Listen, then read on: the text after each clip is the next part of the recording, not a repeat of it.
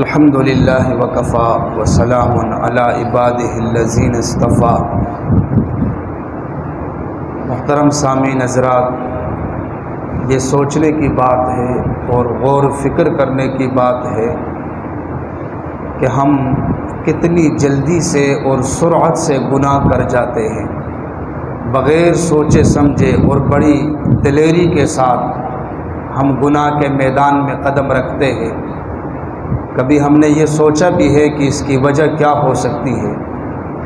اس کی وجہ یہ ہے کہ ہمارے دلوں کے اندر اللہ کا خوف نہیں ہے، اور اللہ تعالیٰ کی عظمت اور اللہ کا جلال نہیں ہے۔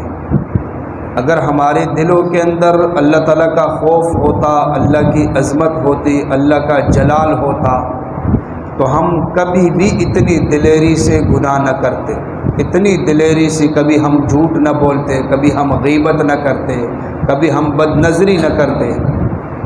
لیکن اس کی اصل وجہ یہ ہے کہ ہمارے دلوں کے اندر خدا کا خوف نہیں ہے،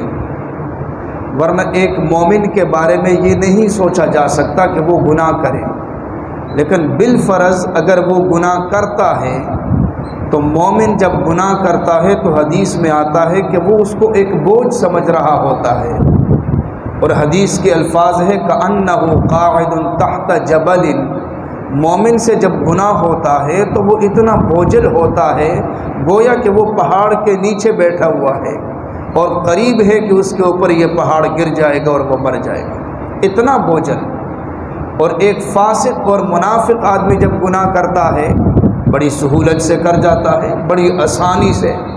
بڑی دلیری سے، کوئی فکر کوئی پرواہ نہیں ہوتی اس کو۔ بلکہ حدیث میں اللہ کے نبی نے فرمایا کہ وہ اتنا صرف محسوس کرتا ہے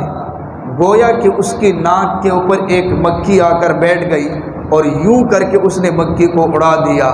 باقی جیسے کہ اس کو اڑانے کے بعد کوئی پرواہ نہیں ہوتی، کوئی فکر نہیں ہوتی۔ اسی طرح منافق اور فاسق جب گناہ کرتا ہے تو اس کو بھی کوئی فکر نہیں ہوتی۔ مسلمان سے جب کبھی گناہ ہو جاتا ہے وہ بے چین ہو جاتا ہے، بے سکون ہو جاتا ہے، جیسے کوئی بندہ تڑپ رہا ہو۔ صحابہ سے جب کوئی غلطی ہو جاتی تھی تو تڑپ جاتے تھے، اور رسول اللہ صلی اللہ علیہ وسلم کی خدمت میں حاضر ہو جاتے تھے، کہا کرتے تھے یا رسول اللہ فلاں گناہ ہم سے ہو گیا، کیا کریں ہم؟ ہماری بھی یہی کیفیت ہونی چاہیے